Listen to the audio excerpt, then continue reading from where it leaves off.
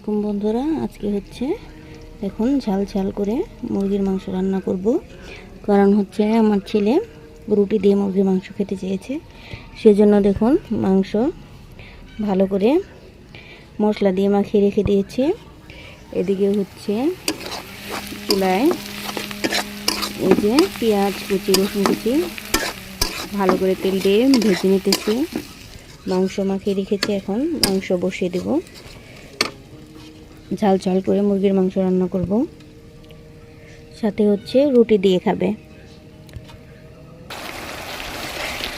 এই দেখুন পেঁয়াজের সাথে সব মশলা ভালো করে কষিয়ে নিতেছি। এই যে মশলা কষানো প্রায় হয়ে গেছে, উপর দিয়ে যে সুন্দর তেল উঠছে, মানে মশলা কষানো হয়ে গেছে। এবার মাংস দিয়ে দেবো, মাংসটা দিয়ে দিচ্ছি।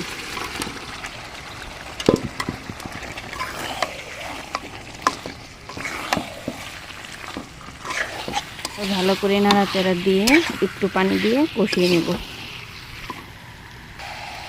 আমার ছেলে আলু খেতে পছন্দ করে, সেজন্য কয়েকটা আলু দিয়ে দিলাম। এবার দেখুন সামান্য পানি দিয়ে দিয়েছি। এবার ভালো করে কষিয়ে নেব, ঢাকনা দিয়ে ঢেকে ভালো করে কষিয়ে নেব। আর আর হচ্ছে রুটি হবে। সাজিম আজকে মুরগির মাংস দিয়ে রুটি খাইতে চাইছে, সিনই মাংস রান্না করতেছে। মাংস রান্না তো মনে হয় শেষ।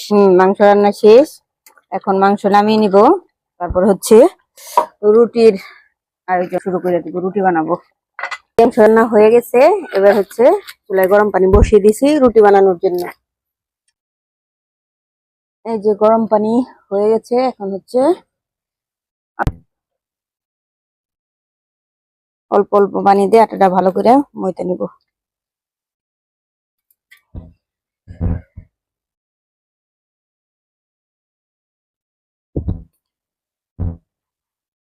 এইটা বলটা যদি আর একটু সরানি তো ভালো হইতো, কিন্তু সরানিটা পাইলাম না তো, চাপাটাই মতি।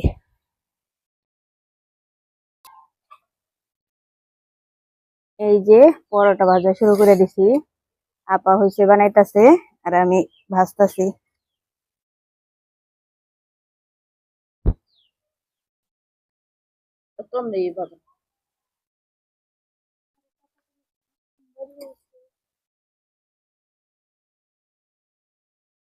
ফুলকো ফুলকো পরোটা, এই দেখো ফুইলা ডুম হয়েছে, দেখছো কত সুন্দর ফুলছে।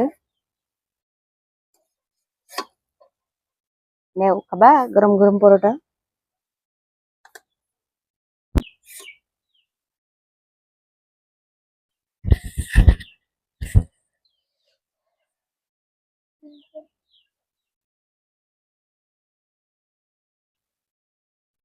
বিসমিল্লাহির রহমানির রহিম।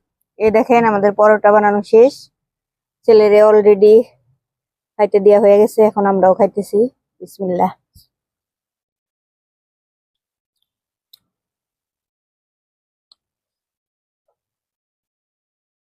গরম গরম পরোটা দিয়ে মাংস দিয়ে খাইতে ভালোই লাগে। হম, মজাই হয়েছে অনেক। গরম গরম জিনিস, শীতের মধ্যে গরম জিনিস খাওয়ার মজাই আলাদা।